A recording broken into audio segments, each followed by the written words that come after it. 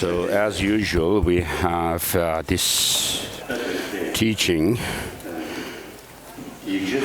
this time. The text that we are going to go through is the 37 practices of the Bodhisattvas. Have you all got the text?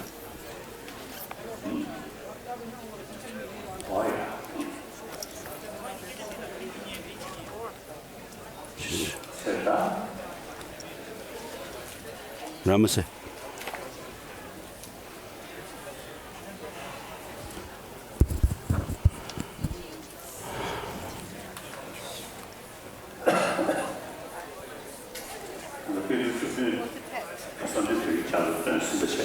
So you have already recited the praise to the 17 Nalanda masters, and we are not going to say many prayers to save time.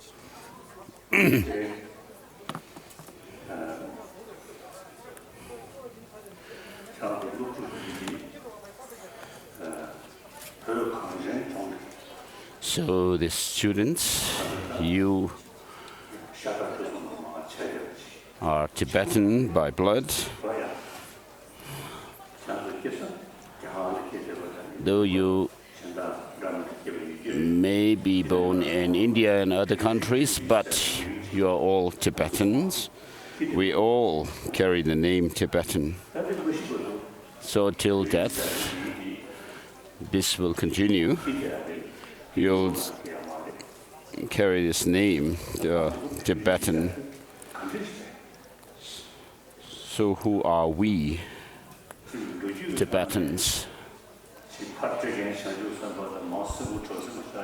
Usually in history we say that we were, our ancestors were the Bodhisattva ape and the Bodhisattva ogress.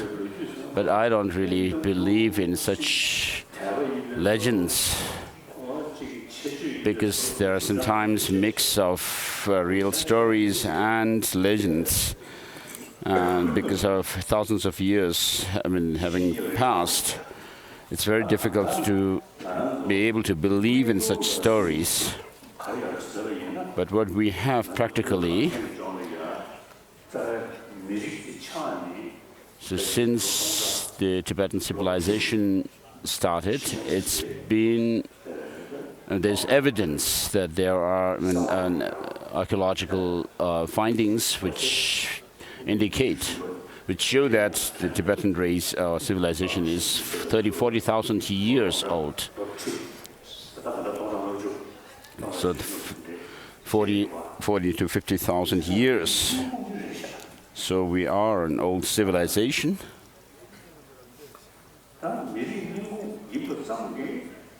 So that doesn't really make us very special as such, but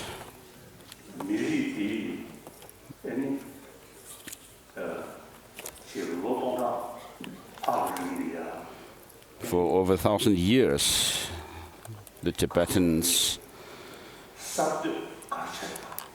we have to see what kind of inventions or innovations we have made. First of all, in the 7th century, the King Songtsen Gampo, during his time, the Tibetan script was invented based on Indian script, which contains vowels and consonants. The alphabet is based on that.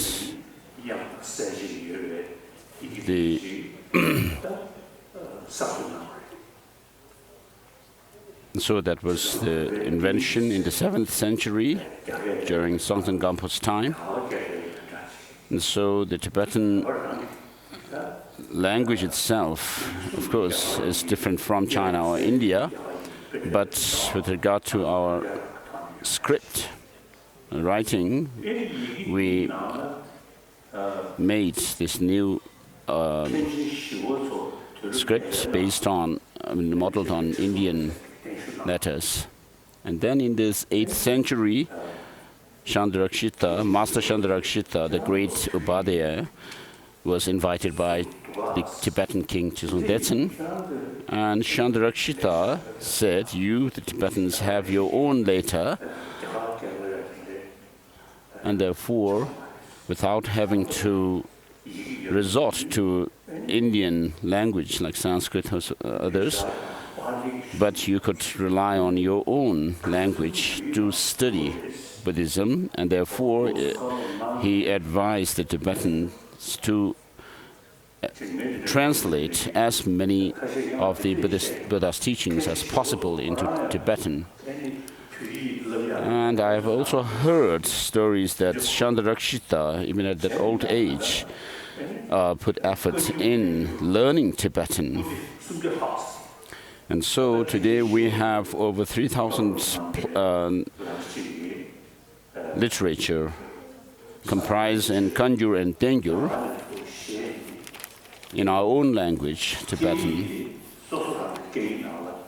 So, at the advice of Chandrakshitta, we have all these teachings in our own language. 100 plus volumes of Kangyur, the translated words of the Buddha, and over 220 books, the exegetical treatises by Indian masters. In the beginning of each of these texts, there is this mention of in the language of India, and then in the language in Tibetan, giving the title. So this profound and vast tradition of Indian literature tradition, which were translated into Tibetan at the advice of Chandrakshitta. We used this, and Tibetans have become accomplished masters of Buddhism. So, starting with the masters of Nyingma tradition, and so forth. And so, this is our past history. But today, what is our situation? I usually say that in this world, Buddhism is like the sun of Asia. In the West, Christianity spread, which started with Jesus Christ. And then in the Middle East, most of them are Muslims. And then in India, there are various schools of Hinduism and also Jainism. And so India is a very special country where all the major religious traditions of the world live together. For example, from the West, Christianity and Zoroastrianism also came and lived in India, So they have intermarriage. So people have told me this story that therefore their population is not increasing that much. So in Mumbai there is a community of Parsi. Perhaps they may be 100,000 or so, but living without fear in India.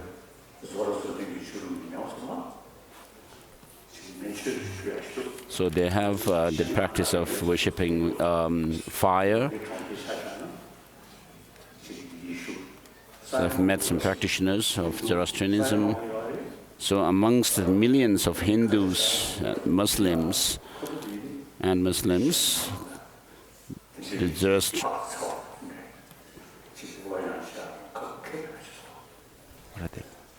Parsis live without fear. only a small number of them, though. So this is India's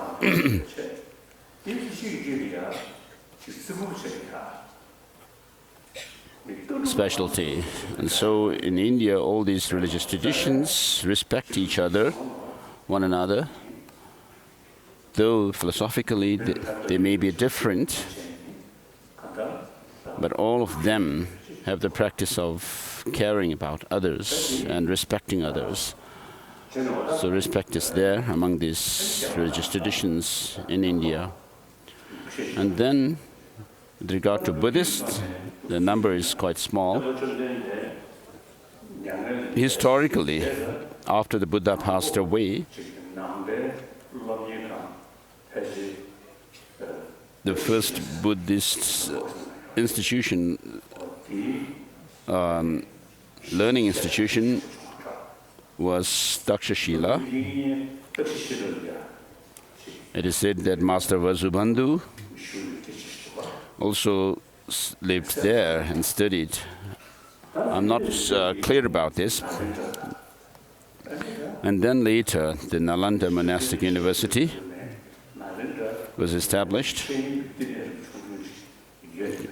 It is said that during the time of the Buddha himself, Nalanda was a small school, a center for learning.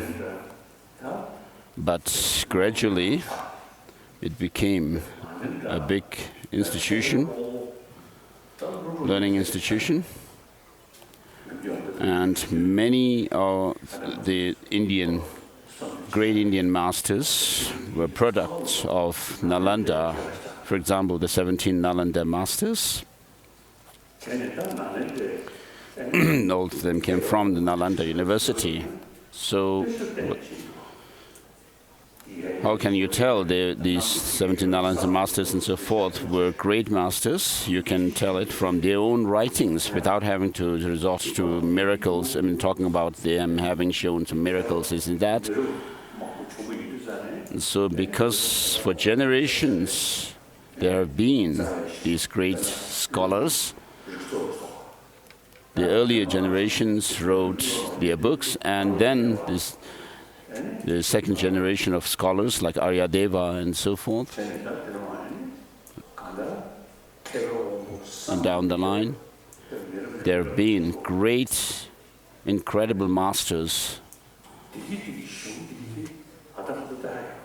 So the writings of these masters are still extant. We can study them. And so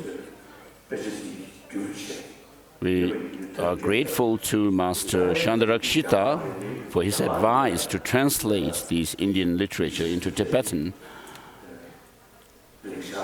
So though these were written originally in Sanskrit,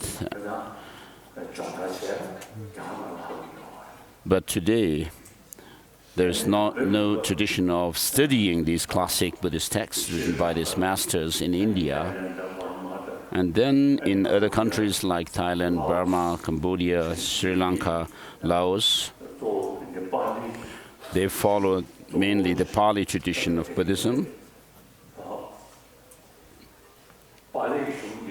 So regarding Pali tradition, the Pali texts, in the past we used to call the two strands of Buddhism, the Mahayana and Hinayana, and we tend to look down upon those followers of the Pali tradition, calling them Hinayanists.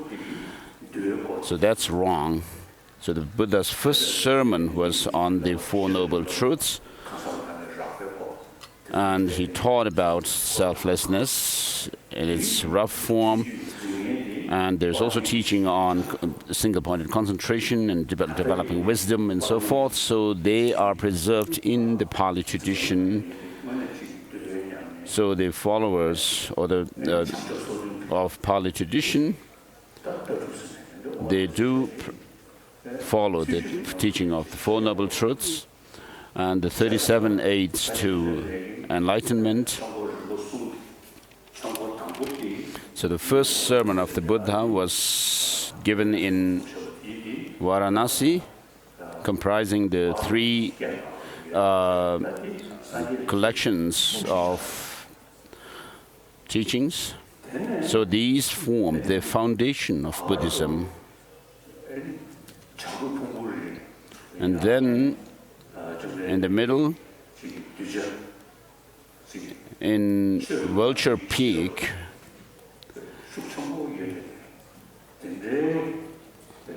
to those who have a very powerful intelligence, the Buddha taught this Perfection of Wisdom Sutras.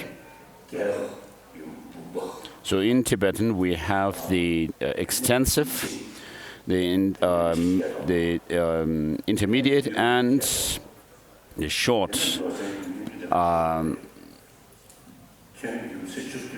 Prajnaparamita, the Perfection of Wisdom Sutras. The extensive one is made up of 12 volumes, the middle one of 3, and then the short one of 1. And then there are other smaller or shorter texts on Perfection of Wisdom as well. And with regard to the Perfection of Wisdom teachings, for example, we have the short text, Heart Sutra, which says the form is empty. Emptiness is form, and form is not other than emptiness. Emptiness too is not other than form, and so forth. And then later we find that the mantra of Heart Sutra, Tatyatha Gade Gade Para Gade Para Samgade Bodhi Swaha. So right from the beginning, this text teaches that of emptiness, that everything is empty of any inherent independent existence. When we talk about emptiness, we're not talking about nothing. We're not talking about something without relating, without any relation to something else. So, for example, it talks about form being empty. What that means is, when you, of course, form or matter is something that we can see, but if you really look for its identity within that object, you will not be able to find it. What is designated, that designated object cannot be found when searched for within that. And therefore, what this means is that things do not exist the way they appear to us. So if you actually search for a form,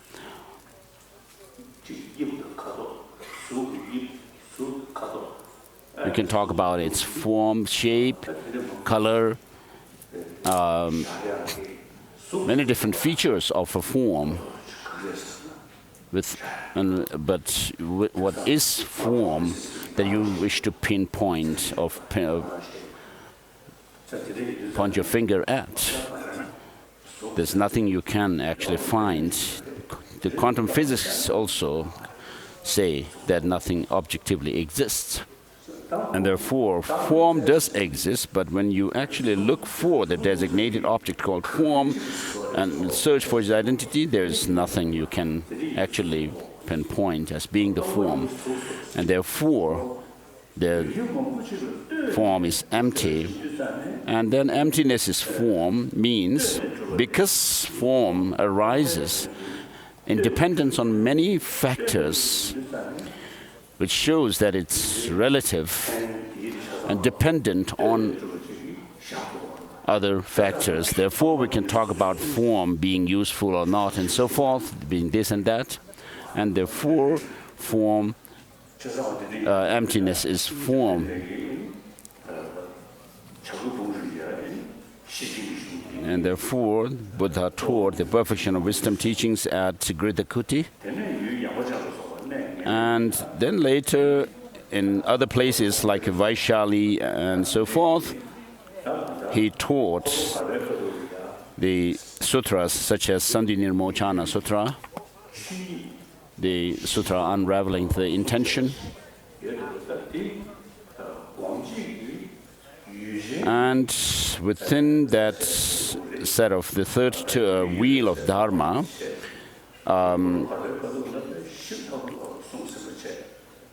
the Buddha having already taught it extensively that of the object clear light, which is emptiness,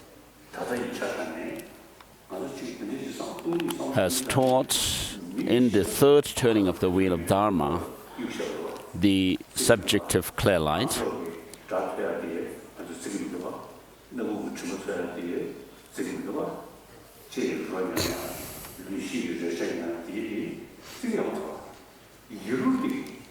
so when you do meditation, single-pointed concentration and so forth, you are using the sixth mind, not your perception, sense perceptions, such as the eye consciousness, ear consciousness, and so forth. So in the West, people don't talk much about the sixth mind in psychology and so forth, because they believe there's no mind or consciousness apart from the brain.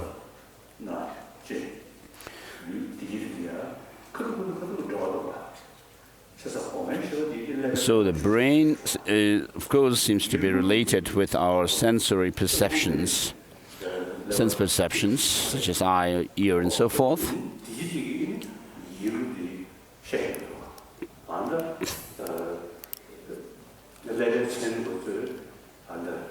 Based on the movement or the workings of the brain, parts of brain, of course the scientists do talk about some kind of a mind, but they don't have a detailed explanation of the sixth mind. Though they're able to explain and describe about the function of the brain related, which are related to our sensory perceptions and so forth. So of course, merely based, it's not sufficient to explain about mind based on the workings of brain alone. Therefore, in the Indian tradition, we find a lot of information about the mind, emotions, in other words, psychology. So it is said that there is a subtle mind. The destructive emotions, the disturbed emotions arise when the mind is in its gross form. And therefore, when you go to that subtle state of mind, it is said that it's naturally clear light or luminous.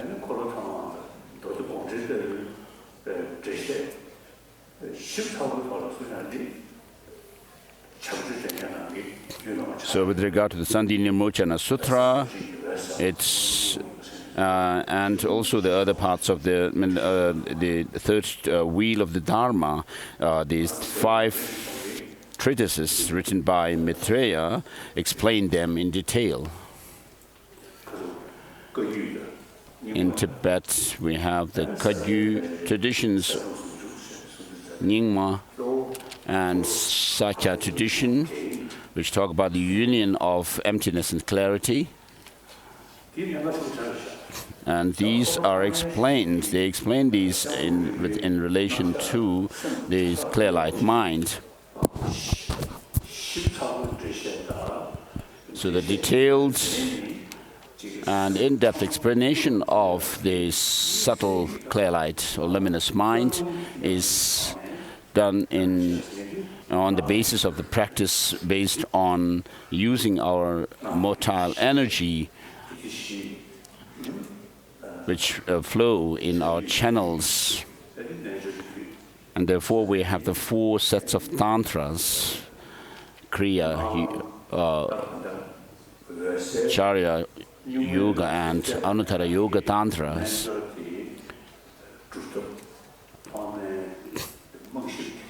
So the other tantras lay the foundations, the first 3 tantras lay the foundation for actualizing this subtle, luminous clear light, which is taught in the highest yoga tantra.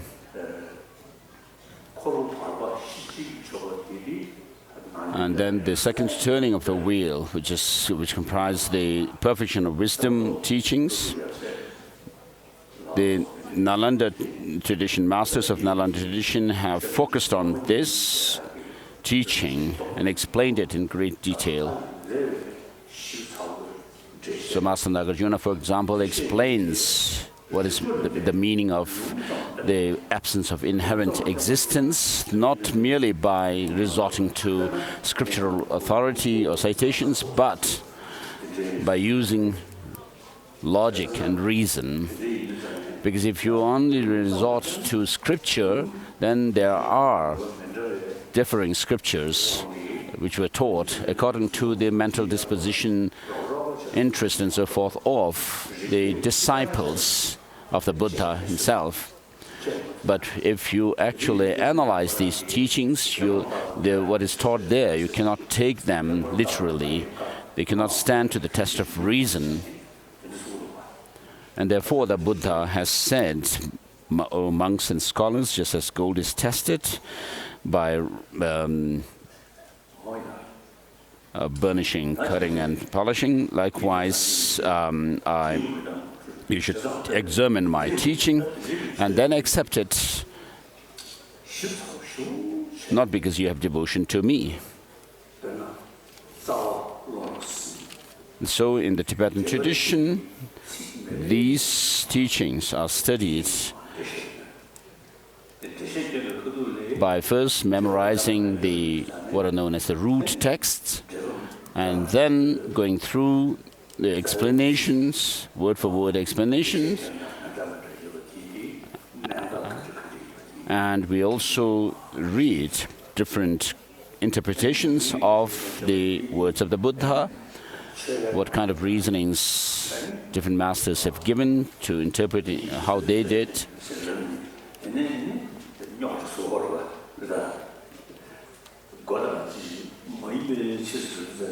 So we use reason and logic, and we also debate on the different points that we study.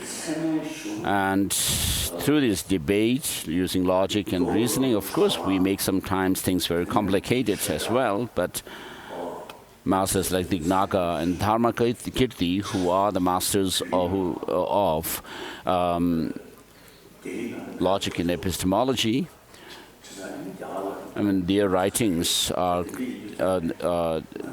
in Tibetan translation, complete, whereas in China and other countries, they don't seem to have the translations of these texts on logic. And Tibetan masters have also written texts on logic and epistemology themselves, such as Shabbat Cheja Senke, and Master Sakya Pandita has written the Treasury of Logic and Epistemology. And in the Sakya tradition, they studied the great treatises, such as the 13 great texts. And then in the Gelug tradition, there is the tradition of studying what are known as the 5 canonical books. And then, as part of our study for the last many centuries, we have studied these treatises through logic and debate. So because of this, using logic, saying if A is such and such, B must be this and that, and so forth. Or if something is A or X, it must be Y, and so forth. So using logic like that, when you analyze things, it's really helpful to develop one's understanding and intelligence, because you will not believe right away what others say. I mean, because of your training of investigating into the nature of things, I mean, you immediately, raise questions when somebody says something is this and that. And so this is also a unique characteristic of the Tibetan people. So I wish to tell this to you, the Tibetan children. So in the 60s, when we first came into exile, and some Tibetans who lived in Calcutta were quite shy to say that they were Tibetans when people asked them where they came from and who they were. But as time passed, some Tibetans became more proud and to say they were Tibetans. And in the West, sometimes they get some kind of a special treatment when they said they were Tibetans.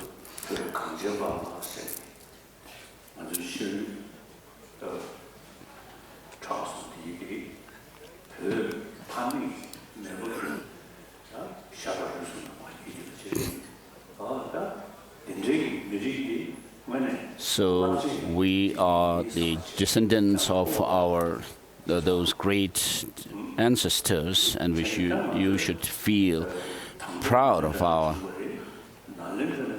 race. So Buddhism, which came to Tibet from Nalanda, in this tradition we have the study of psychology, philosophy, and logic. So these should not be left only as part of religion, but as academic subjects.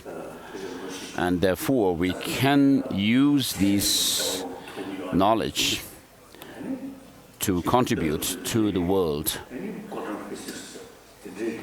So having discussions with scientists, quantum physicists, and so forth. So with regard to psychology, for example, because in many of our texts, there's description and explanation of the workings of our mind and emotions. So when we discuss with these modern psychologists and so forth, we feel, oh, these are something that we have already learned and studied. And then with regard to logic and reasoning, so right from the beginning of our study, you do study the collected topics, and also the study of mind and study of logic. So having studied these subjects, you'll be able to sometimes find contradiction when scholars talk on their own specialized topics, because they say such and such, it must be therefore.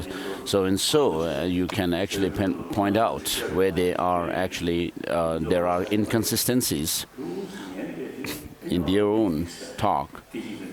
So when I have discussions with scientists, I always find that this scholar said this first and then later this, and therefore there's some incoherence. And then, after they have finished their presentation, I point them out, said, you said this in the in earlier part of your talk, and later you said this, and therefore these two seem to be contradictory. And then they said, oh yes, I have to think again.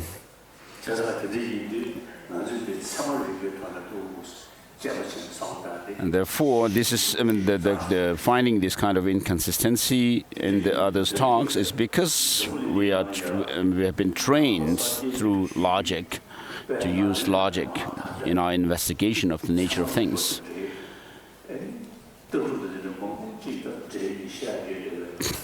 So, the tradition that we have today, in which we learn about philosophy through logic and reasoning. And people find this tradition that we have, the Nalanda tradition, to be scientific. And so for over 1,000 years, we have preserved this knowledge, tradition.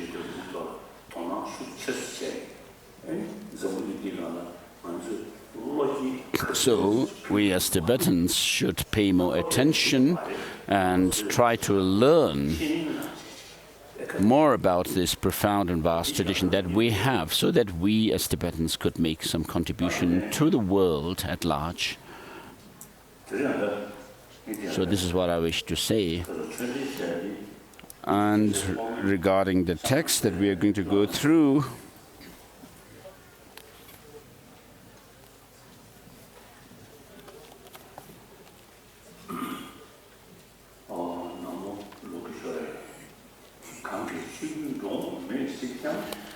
look at page 26 for English.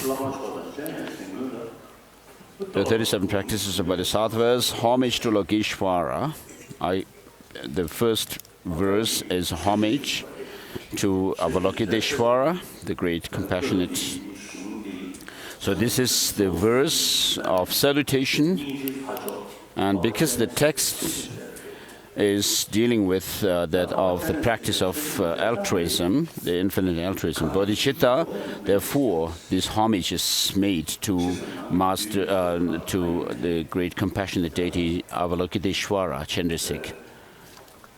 So it says, I pay constant homage through my three doors, body, speech, and mind, to my supreme teacher and protector, Chandrasik, who, while seeing all phenomena lack coming and going, makes single-minded effort for the good of all living beings. So the third and fourth lines, which come as first and second lines in the Tibetan,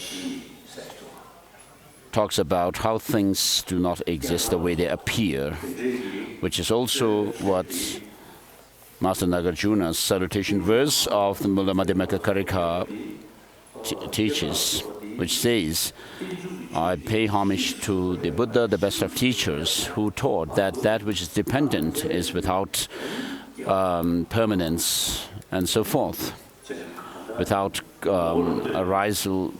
arising and so forth.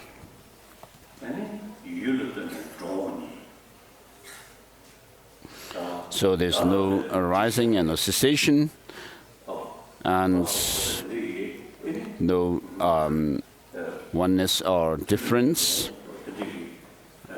and no coming and going.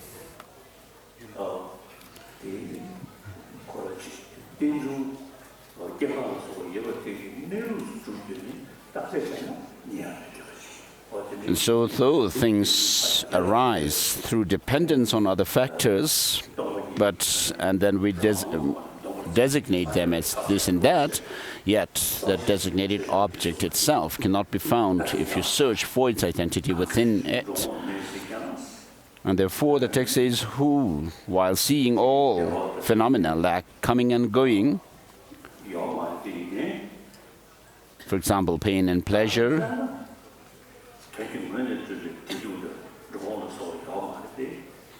pain and pleasure do not exist when we search for their identity within the designated object. As Master Chandrakirti says, when you analyze a chariot through the sevenfold reasoning, none of the parts of the chariot and so forth can be asserted as the chariot. Nothing can be found as being the chariot. But without doing that kind of analysis into whether the chariot is the part and so forth or not, we conventionally, as renowned in the world, a chariot does exist by way of convention, and pain, pleasure, and so forth also do exist conventionally. Though we do not wish to have suffering, still suffering is there. And I pay to the Supreme Teacher and Protector Chandrasik, I pay constant homage through my three doors. Next verse, perfect Buddha, source of all being and well-being and happiness, arise from accomplishing the excellent teachings, and this depends on knowing the practices. So I will explain the practices of Bodhisattvas. So the Buddhas, the source of well-being and happiness, the perfect Buddhas. So Buddha in Tibetan is Sangye, Sang meaning dispelling darkness, or having eliminated all faults and shortcomings. And Ge has the meaning of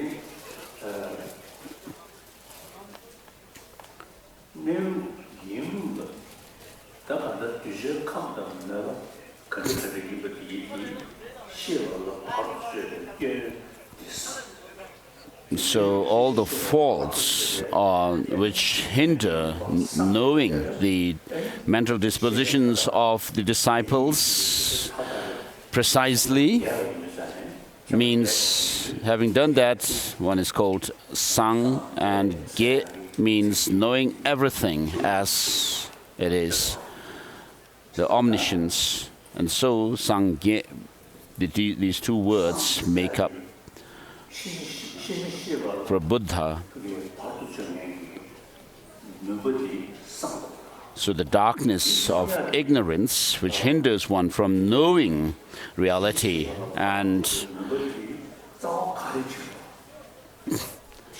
things. So what is that darkness? It is the cognitive obscuration which is left by the destructive emotions. So in order to overcome this cognitive obscuration, you need to first overcome and eliminate the destructive emotions, the mental afflictions. And so these mental afflictions, kleshas, are distorted perceptions about reality. So of course we hear sound, we see things with our eyes, and when we ask where that object is that we hear the sound of, we'll immediately point to the object being there, it's there. But when you actually go in search of the object, you will not be able to pinpoint anything being that object that you see and that you point to as being this and that, or you hear the sound being this and that.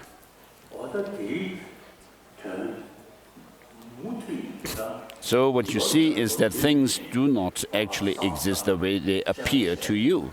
And so this insight into how things do not, do appear but do not exist the way they appear to you, and you understand that things have no objective existence, this should be familiarized over and over in your mind. And after a while, you'll be able to really definitely say that things have no objective existence, whatever.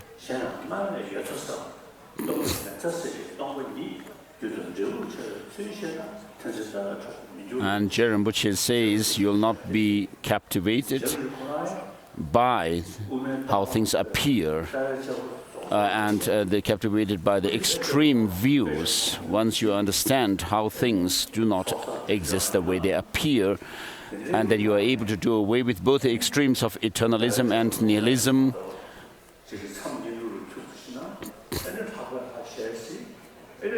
which are done away with the understanding of things having the appearance but being empty of any inherent existence, respectively. Although Tsongkhapa was said to have been an emanation of Manjushri, when he had a vision of Manjushri, he asked about the difficult points of the middle way view of emptiness. And he was given some instruction by Manjushri, and Manjushri, when he received those instructions and meditated on them and thought about them, reflected on them, he said he couldn't understand what Manjushri was telling him. And then Manjushri advised him to do practice of purification. And so you should be able to get rid of this extreme view of eternalism through the understanding of how things appear and appearance, and the extreme of nihilism through the understanding of emptiness. And so, as Master Nagarjuna says, that our conceptual constructs are based on grasping at some independent existence of things. And on the basis of these conceptual constructs or exaggerated way of looking at things, the rest of the negative just mental afflictions arise, and they in turn give rise to karma.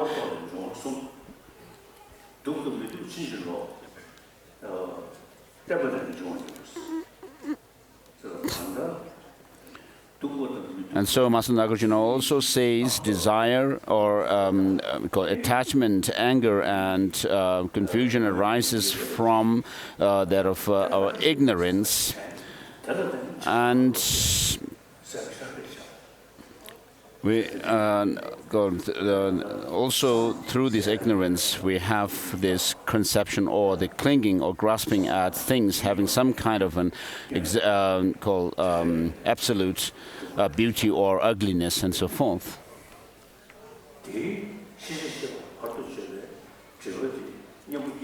So through these mental afflictions of ignorance and so forth, what is left on the mind is this residual stain called the cognitive obscurations.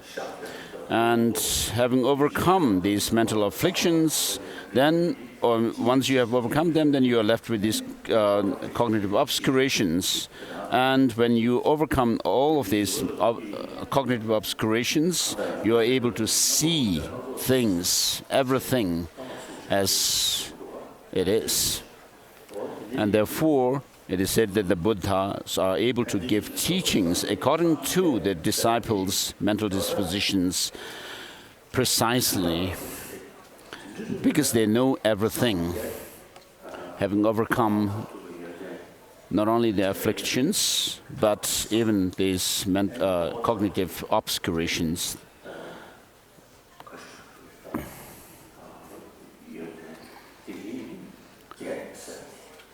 And so the Buddha has the qualifications of the qualities of having overcome all defilements within their mind stream, and also having done that, they have become omniscient, knowing everything. And therefore, the perfect Buddha, source of all well-being and happiness, arise from accomplishing the excellent teachings. And this depends on knowing the practices. So I'll explain the practices of Bodhisattvas, it says. And then next verse, numbered 1. So this says that you have to study the Buddhist texts. So what happens when you study the texts?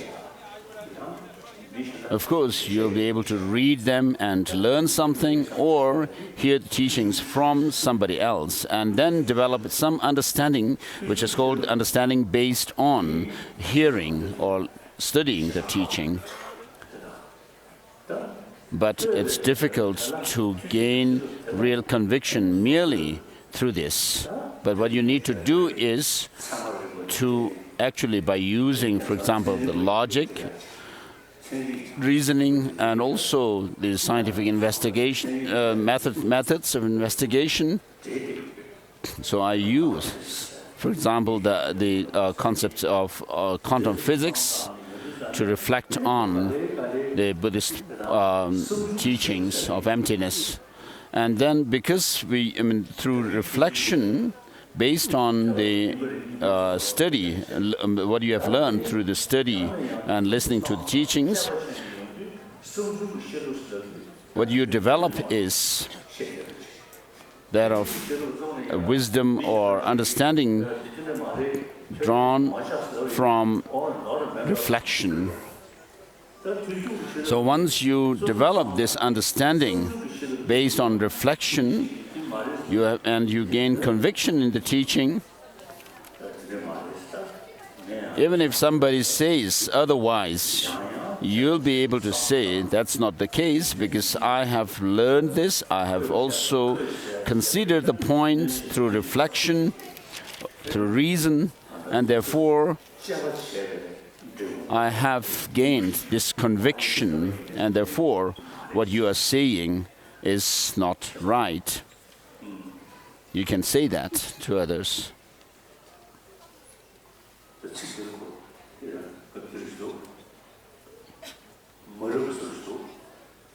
Though it may sound quite blunt,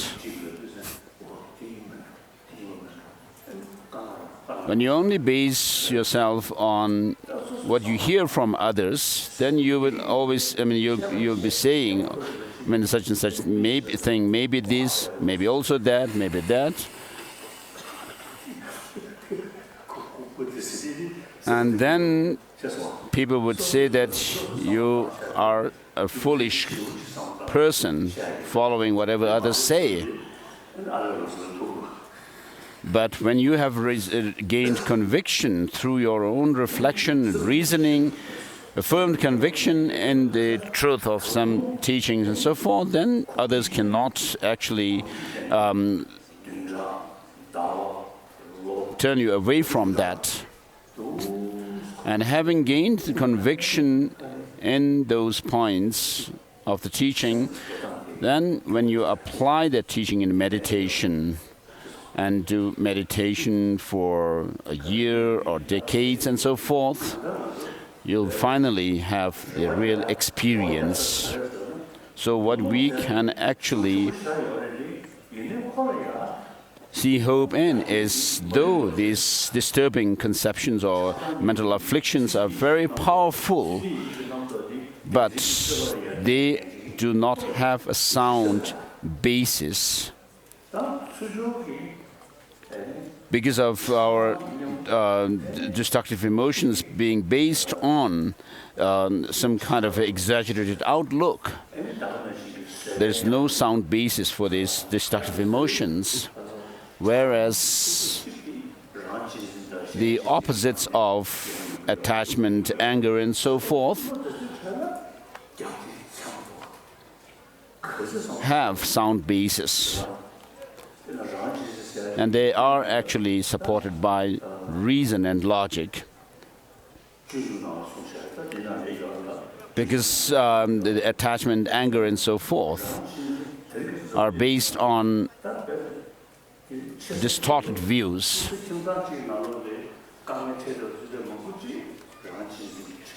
And one of the factors that causes us so much problem and difficulty is selfishness. Even within a family, selfishness causes lots of problems, and we can see the problems caused by selfishness in the world at large as well. And Shantideva therefore says all suffering in the world come from wishing oneself only to be happy. All happiness and joy come from wishing others to be happy. And he says, what need is there more to say? Look at the difference between the Buddhas who have become enlightened by considering others more important than oneself, and the childish or the naive who consider oneself to be more important than others. And then Shantideva also goes on to say that until you exchange your joy and happiness with the suffering of others, there's no happiness while you are, leave alone reaching Buddhahood. Even in samsara, this cycle of existence, you'll not have happiness. And so, what actually causes us problems is, on the one hand, is grasping at some kind of independent true existence in things and self. And this, in turn, is also supported by our selfish attitude, the self-cherishing attitude.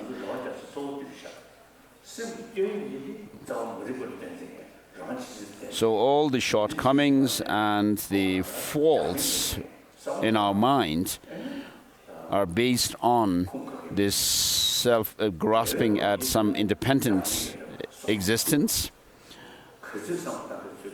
And whereas the wholesome thoughts, wholesome experiences are based on logic and reason. So though we are accustomed with these destructive emotions since time beginningless, yet there is always a way out of this, because they are based on distorted views and have no sound basis. And verse number 2, attached to your loved ones, you are stirred up like water. Hating your enemies, you burn like fire. In the darkness of confusion, you forget what is it to adopt and discard. Give up your homeland. This is the practice of Bodhisattvas. So homeland is considered as a source of all these different emotions, negative emotions, which cause trouble. And therefore, it is said you should stay distant from these conditions which give rise to anger, attachment, and so forth. And next verse, by avoiding bad objects, disturbing emotions gradually decrease. Without distraction, virtuous activities naturally increase. With clarity of mind, conviction in the teaching arises. Cultivate seclusion.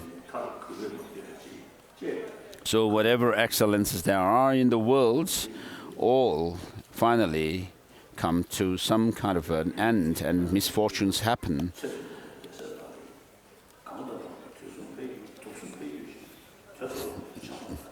Next verse.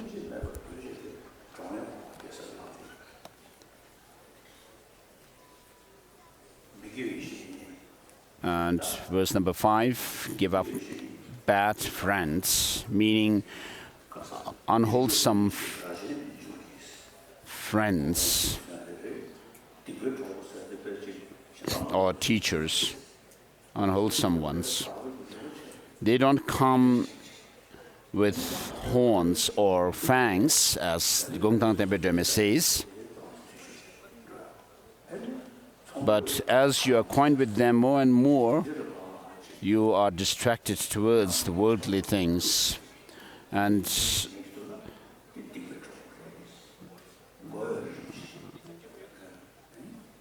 so people who actually take you away from the wholesome practices, just making you lost in the pleasures of this life alone, they are called the non-virtuous friends. When you rely on them, your faults come to an end. So by accompanying some people, your practices of virtue, wholesome practices, will increase, and your body, speech, and mind will be employed to practice virtuous things, and such are called virtuous friends. And it says, and your good qualities grow like the waxing moon. Cherish the spiritual teacher even more than your own body.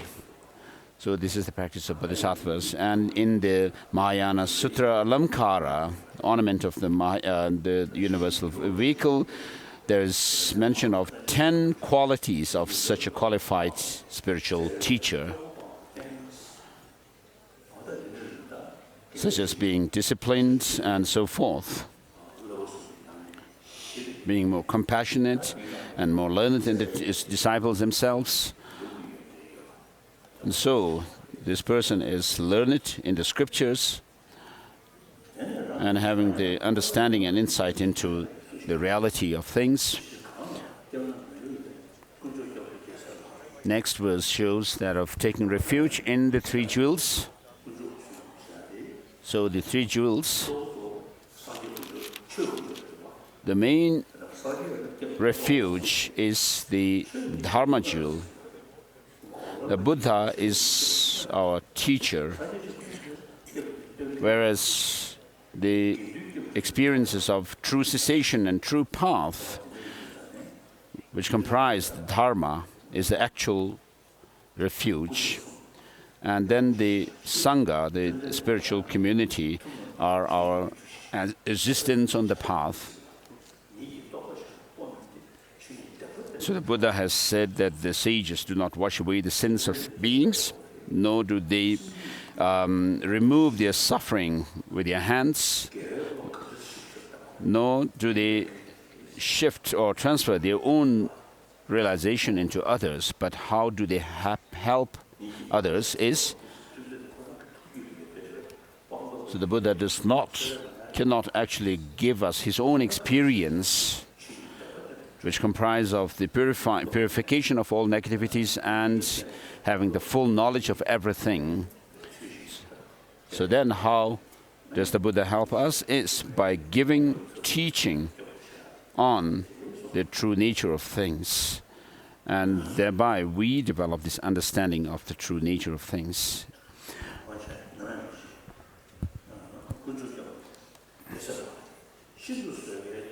Verse number 8, the subjuer said, all the unbearable suffering of bad rebirths is the fruit of wrongdoing. Therefore, even at the cost of your life, never do wrong. This is the practice of Bodhisattvas. So, in Arya, there was 400 verses.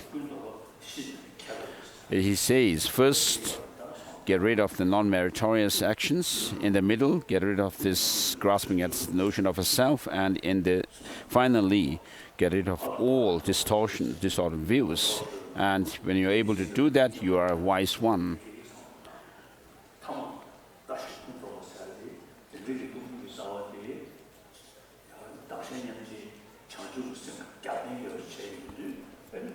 So you first do the practices of the 10 virtuous actions and so forth, and then develop this insight into selflessness, and then the third line shows that of developing insight into emptiness, and that also should be combined with that of the infinite altruism, Bodhichitta, the spirit of enlightenment. The Buddha himself, in his first sermon, said, this is the true suffering, this is the true origin of suffering, and this is the true cessation, and this is the true path. And so liberation is the freedom from our afflictive emotions, and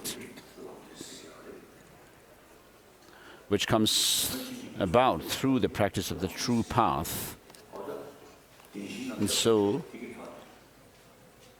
by overcoming the cause of suffering and the suffering itself, we reach liberation. And that liberation is reached through the path.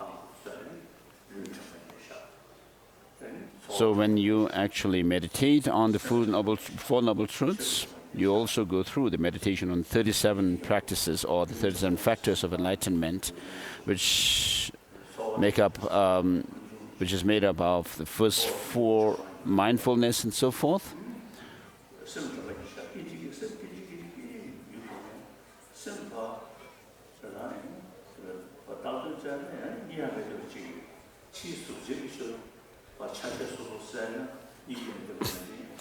So you develop this mindfulness, establishment of mindfulness of the body, sensations, mind.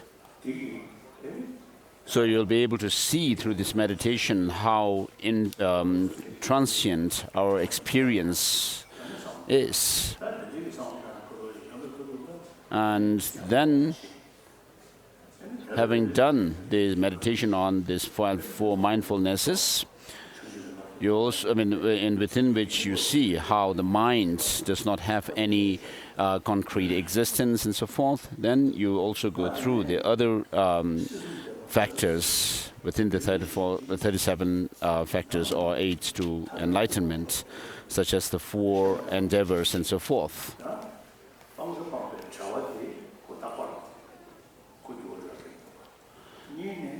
So the quality that you developed through the purification or elimination of the mental afflictions and the defilements is true cessation.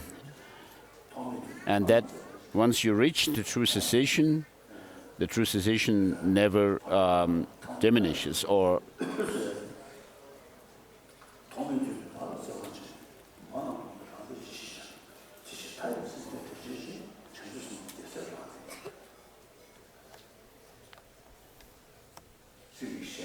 verse number 10, unless you give and you just give thought to this, the situation of all sentient beings, you'll not understand how sentient beings are suffering and so forth. So, but if you really give thought to this, looking at the world today, you'll see how the world is bereft of compassion.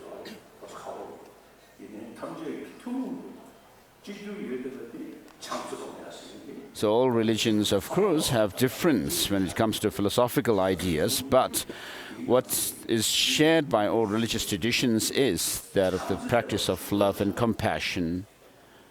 And therefore, if we could have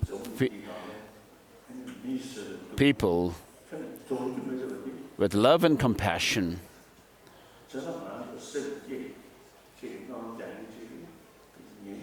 all these troubles that we cause in the world will not be there. So we do talk about compassion, practicing bodhicitta and so forth. And if you practice them yourself, you'll be able to share your experience with others and tell others not to engage in unwholesome practices, but practice love and compassion to create a peaceful world. So when your mothers who have loved you since time without beginning are suffering, what use is your own happiness? Therefore, to free limitless living beings, develop the altruistic intention, bodhicitta. This is the practice of bodhisattvas. Next verse, all suffering comes from the wish for your own happiness. So when you are selfish, you think only about yourself, all kinds of misfortune befall you. Perfect Buddhas are born from the thought to help others. So a Buddha is someone who has reached the culmination of all experiences that you can develop, having tread the path to enlightenment. Therefore, exchange your own happiness for the suffering of others. This is the practice of bodhisattvas. So the clearest text for this practice of exchanging self and others is Master Nagarjuna's precious garland.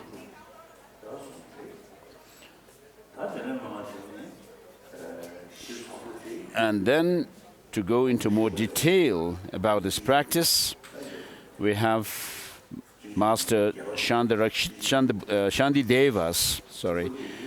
Bodhisattvacharya Avatara, a guide to the Bodhisattva way of life, in which the 6th chapter deals with anger.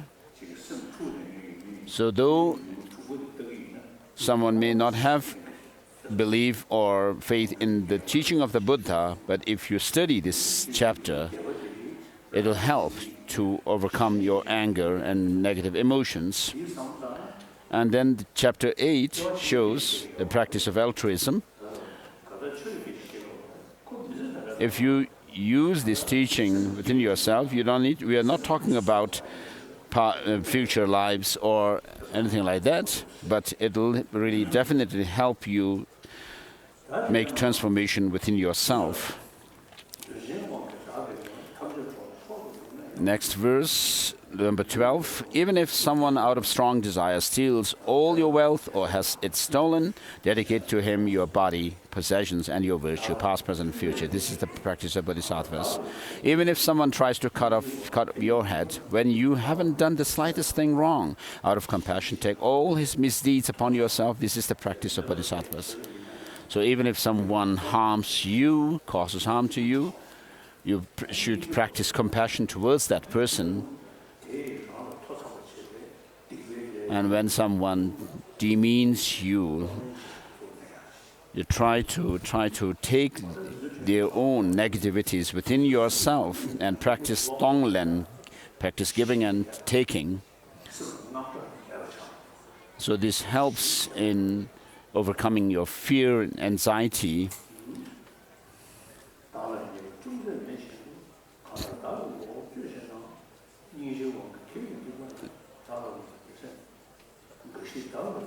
Verse number 14, even if someone broadcasts all kinds of unpleasant remarks about you throughout the 3,000 worlds, in turn, with a loving mind, speak of his good qualities. This is the practice of Bodhisattvas. Verse number 15, too read. Verse number 16.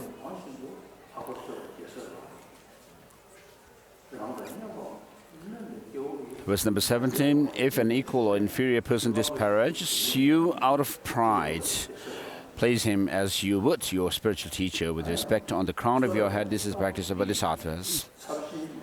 Though you lack what you need and are constantly disparaged, are afflicted by dangerous sickness and spirits, without discouragement, take on the misdeeds and the pain of all living beings. This is the practice of Bodhisattvas.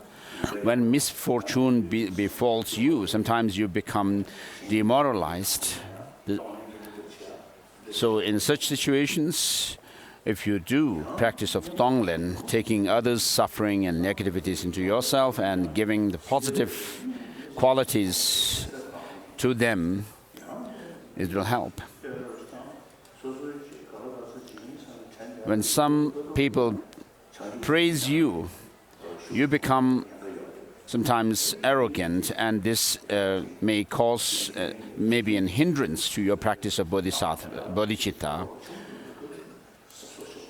And so when you gain fame and so forth, you should, as practitioners of Bodhichitta, you should be always mindful and careful. So verse number 19 says, though you become famous and many bow to you, and you gain riches equal to Vaishravanas, see the worldly fortune is without essence, and don't be conceited. This is the practice of Bodhisattvas. While the enemy of your own anger is unsubdued, though you conquer external foes, they will only increase. Therefore, with a militia of love and compassion, subdue your own mind. This is the practice of Bodhisattvas. Sensual pleasures are like salt water. The more you indulge, the more thirst increases. Abandon at once those things which breed clinging attachment. This is the practice of Bodhisattvas. What happens to your own mind? Whatever appears to your own mind, your mind from the start was free from fabricated extremes. Understanding this, do not take to mind inherent signs of subject and object. This is the practice of Bodhisattvas.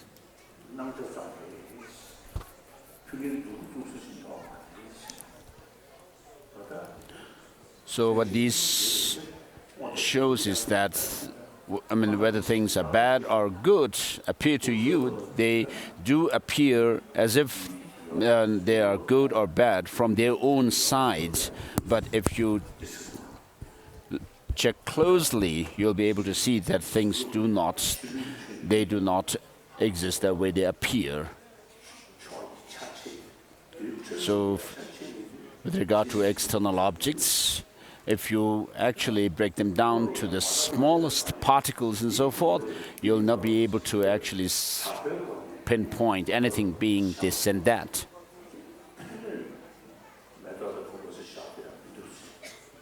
So even the quantum physicists say that things have no objective existence. When you take a flower and then look at the nature of the flower, down to it, the atoms, subatomic particles and so forth, nothing really could be pinpointed as being flower. And so in the Chittamatra philosophy also, they talk about non-duality of object and subject. The quantum physicists say that finally things could be said to be this and that based in relation to an observer. So as long as there is an observer, there is an observed object. And then Chittamatras, the mind-only school in Buddhism, says things do not exist externally. though they say things do not exist externally, yet they still cling to some kind of independent existence of mind or consciousness. And then the Madhyamakas, the middle way philosophical school, says that nothing whatever, whether you take the things outside or the mind, nothing whatever has any objective existence. When you encounter attractive objects, though they seem beautiful like a rainbow in summer, don't regard them as real and give up attachment. This is the practice of Bodhisattvas. All forms of suffering are like a child's death in a dream. Holding illusory appearances to be true makes you weary. Therefore, when you meet with disagreeable circumstances, see them as illusory. This is the practice of Bodhisattvas. When those who want enlightenment must give even their body, there's no need to mention external things. Therefore, without hope for return or any fruition, give generously. This is the practice of Bodhisattvas. Without ethics, you can't accomplish your own well-being. So wanting to accomplish others is laughable. Therefore, without worldly aspirations, safeguard your ethical discipline. This is the practice of Bodhisattvas. The Bodhisattvas who wants a wealth of virtue, those who harm are like a precious treasure. Therefore, towards all cultivate patience without hostility. This is practice of Bodhisattvas. Seeing even hearers and solitary realizers who accomplish only their own good strive as if to put out a fire on their head. For the sake of all beings, make enthusiastic efforts. The source of all good qualities, this is practice of Bodhisattvas. Understanding that disturbing emotions are destroyed by special insight. With calm abiding, cultivate concentration, which surpasses the four formless absorptions. This is the practice of Bodhisattvas. And so forth.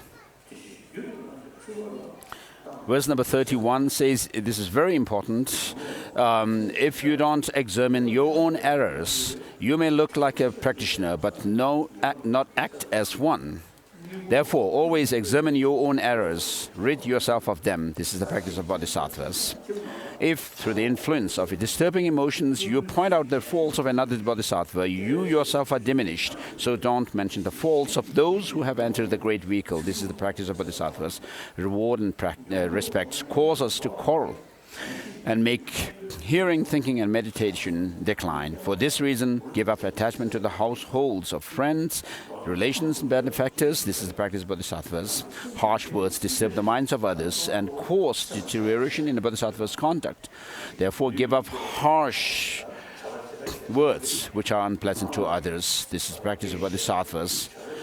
And so these verses show how important it is to restrain negative actions of body, speech, and mind. It is always very important for someone, especially who is who professes to be dedicating themselves for the well-being of others, to be careful and restrain their body, speech, and mind. So habitual disturbing emotions are hard to stop through counteractions. Armed with antidotes, the guards of mindfulness and mental alertness destroy disturbing emotions like attachment at once, as soon as they arise. This is the practice of Bodhisattvas. In brief, whatever you are doing, ask yourself what the state of your mind is. With constant mindfulness and mental alertness, accomplish others' good. This is the practice of Bodhisattvas. To remove the suffering of limitless beings, understanding the purity of the three spheres, dedicate the virtue from making such effort to enlightenment. This is the practice of Bodhisattvas. For all who want to train on the Bodhisattva path, I have written the 37 practices of Bodhisattvas, following what has been said by the excellent ones on the meaning of the sutras, tantras, and treatises. Though not poetically pleasing to scholars, owing to my poor intelligence and lack of learning, I have relied on the sutras and the words of the excellent. So I think these Bodhisattva practices are without error, however, and so forth. So it says in the end, the colophon, this was written for his own and others' benefit by the monk Thokme, an exponent of scripture and reasoning in the cave of Ngulchu, Rinchen. So this Gyalsey Thokme Sangpo, the author of this text, was himself a great scholar, though.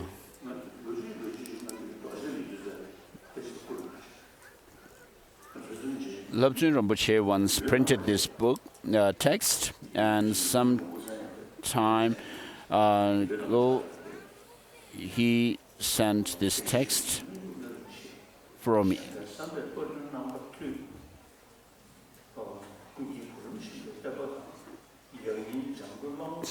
These are lines of dedication for having printed this book.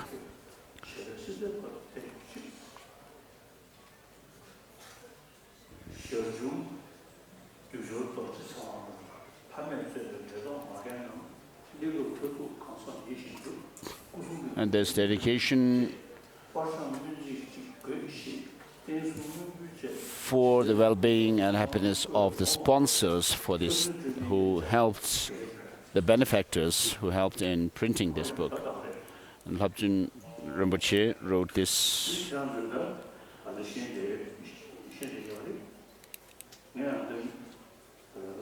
So as you know,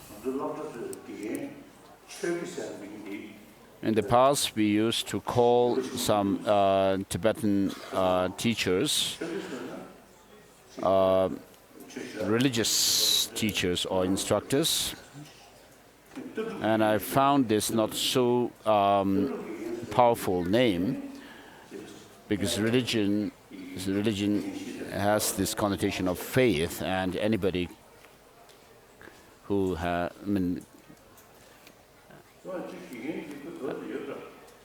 but later we changed the name to philosophy teacher or instructors.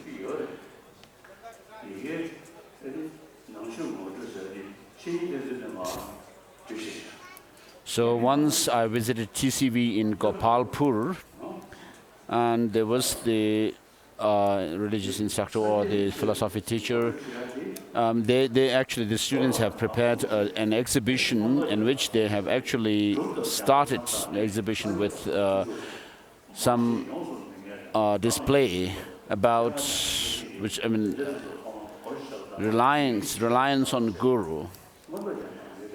That was the first exhibit they had, and I told them this is not the real way how Buddhism should be introduced, but Buddhism should be introduced based on the teaching on the two truths, conventional and ultimate truth.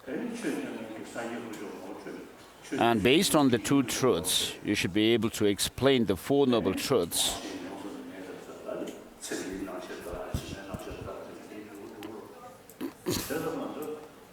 And so, understanding the Four Noble Truths,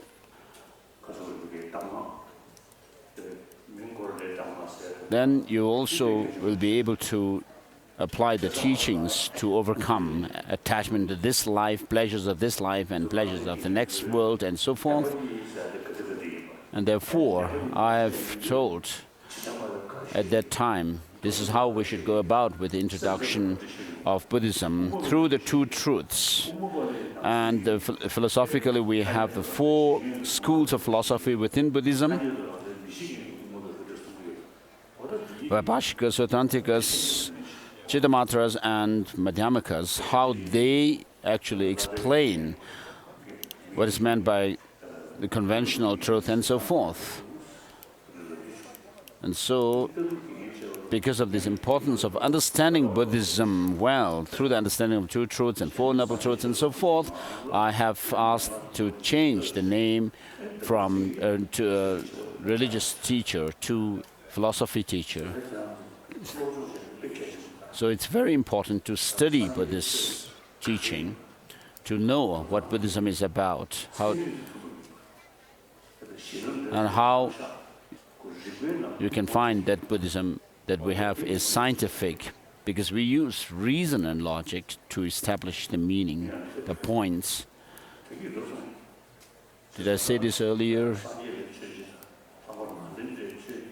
The Buddhism in general, and particularly the Nalanda tradition of Buddhism, is like the sun of the Asia.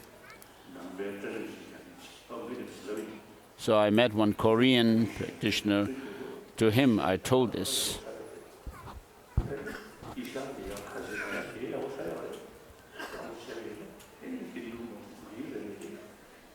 And then in the West, the Judeo-Christian tradition spread, in the Middle East, Islam, and in India, for example, many different Hindu traditions and so forth.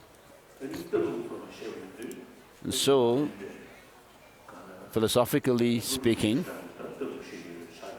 we have a tradition which has come down from Master Nagarjuna. And so these philosophical traditions are like the sun dispelling the darkness in our mind. And therefore, you should not leave these teachings just on faith, but study them, understand them through reason and logic. And so Tibetans and Mongolians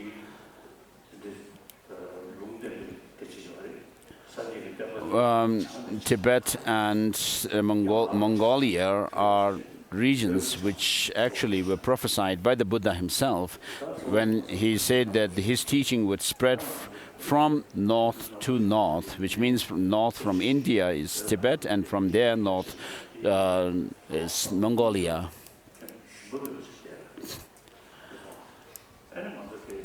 So Tibetans inside Tibet, their spirit is very strong, undaunted, and we, the Tibetans living in exile in free countries, have the opportunity to preserve and promote this profound and vast tradition of Buddhism we have. So do your best.